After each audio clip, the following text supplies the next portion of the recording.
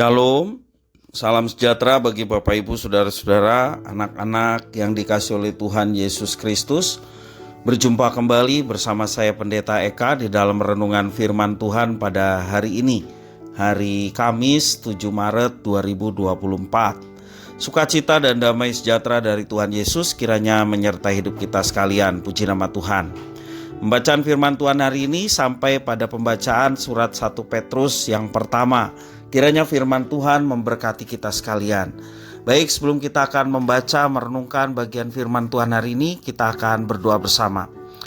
Tuhan Bapa di sorga, di dalam nama Tuhan Yesus, kami datang padamu mengucapkan syukur dan terima kasih buat kasih setia, pemeliharaan, berkat yang sungguh kami alami dari hari ke hari. Biarlah semua kebaikan Tuhan yang kami alami menjadikan kami semakin mengenal pribadi Tuhan, dan pengenalan akan Tuhan membawa kami hidup dalam ketaatan akan firman-Mu. Berfirmanlah atas kami Tuhan, kami sedia memasang telinga dan hati kami untuk kebenaran firman-Mu. Demi nama Yesus kami berdoa, haleluya, amin.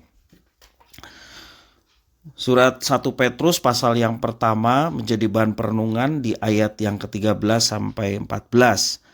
Kita telah membaca seluruh pasal dan saya akan membaca ulang di dalam ayat yang ke-13 sampai 14. Demikian firman Tuhan.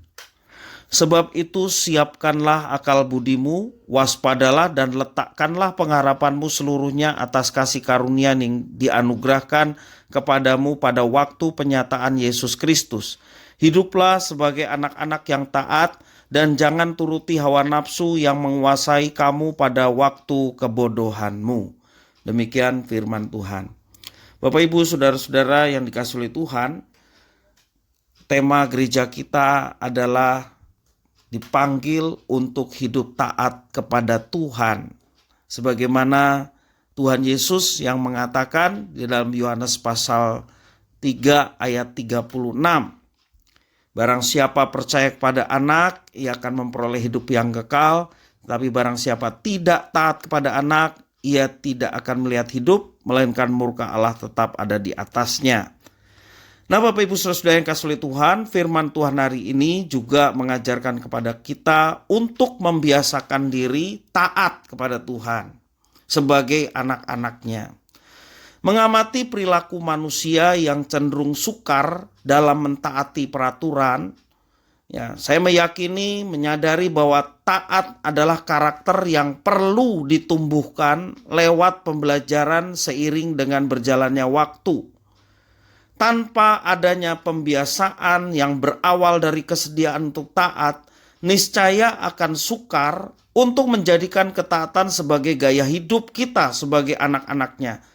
Baik dalam mentaati peraturan yang ada, yang dibuat oleh manusia, terlebih mentaati apa yang difirmankan oleh Tuhan. Firman Tuhan hari ini mendorong setiap kita sebagai orang Kristen atau sebagai anak-anak Allah untuk hidup dalam ketaatan yang disertai larangan untuk menuruti hawa nafsu seperti yang dahulu dilakukan oleh orang-orang yang belum mengenal Tuhan termasuk kita. Seseorang yang mengaku mengenal Allah seharusnya akan lebih mudah mentaati firman Allah yang juga dijadikan landasan untuk mentaati peraturan-peraturan yang ada di dunia yang diberikan untuk keteraturan manusia. Segala apapun yang menjadi peraturan, tentunya kita akan melaksanakan selama itu tidak bertentangan dengan peraturan yang utama yakni firman Tuhan. Ya tentunya kalau ada aturan-aturan yang bertentangan dengan firman Tuhan, kita tidak melakukannya. Segala sesuatu ukurannya adalah firman Tuhan.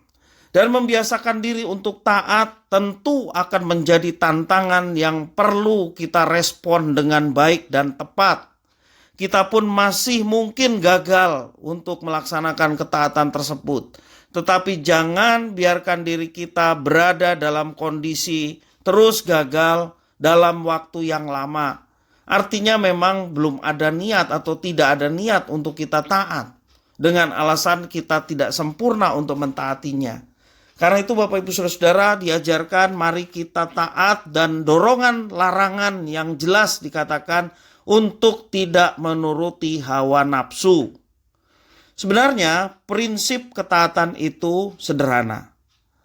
Bagaimana sederhananya? Jadikanlah kebiasaan sampai kita merasa tidak damai sejahtera ketika hendak melanggar aturan yang seharusnya kita taati. Sekali lagi, ini bukan perkara mudah, karena selalu ada tantangan dan ujian atas segala ketaatan kita kepada Tuhan. Namun sambil kita menetapkan diri untuk taat, kita melihat bahwa ada dampak positif yang boleh terjadi ketika kita taat. Dampak positif yang paling seharusnya ada pada kita adalah ketaatan itu sudah mendarah daging di dalam diri kita. Nah, kalau dampak positifnya seperti itu, tentunya sungguh menjadi manfaat yang positif, ya. Kalau ketaatan itu sudah mendarah daging, niscaya kita akan lebih termotivasi untuk menjadikan ketaatan itu sebagai gaya hidup yang tidak terpisahkan di dalam diri kita. Bapak Ibu Saudara-saudara, hidup mentaati Tuhan dan firman-Nya karena pemahaman akan kebenaran akan memudahkan kita dalam mentaati peraturan-peraturan yang lain dalam hidup kita setiap hari. Mari kita terus belajar taat. Gagal, kita minta ampun sama Tuhan dan bangkit lagi. Bangkit lagi. Kita meyakini bahwa Tuhan Yesus datang untuk menyempurnakan, termasuk juga ketidaksempurnaan usaha kita untuk hidup dalam ketaatan. Firman Tuhan mengajarkan bahwa kita tidak sendiri, tetapi Roh Kudus yang bersekutu dengan kita oleh Yesus. Kiranya firman Tuhan ini memberkati kita. Mari kita berdoa. Tuhan Bapa di sorga, di dalam Yesus, terima kasih atas firman Tuhan. Berkenan Engkau memampukan kami supaya kami dapat menjadi pelaku-pelaku firman dalam hidup kami. Terima kasih ya Tuhan. Inilah doa, permohonan, dan ucapan syukur kami. Semuanya kami naikkan demi nama Yesus Kristus, Tuhan dan Juru Selamat kami. Haleluya. Amin.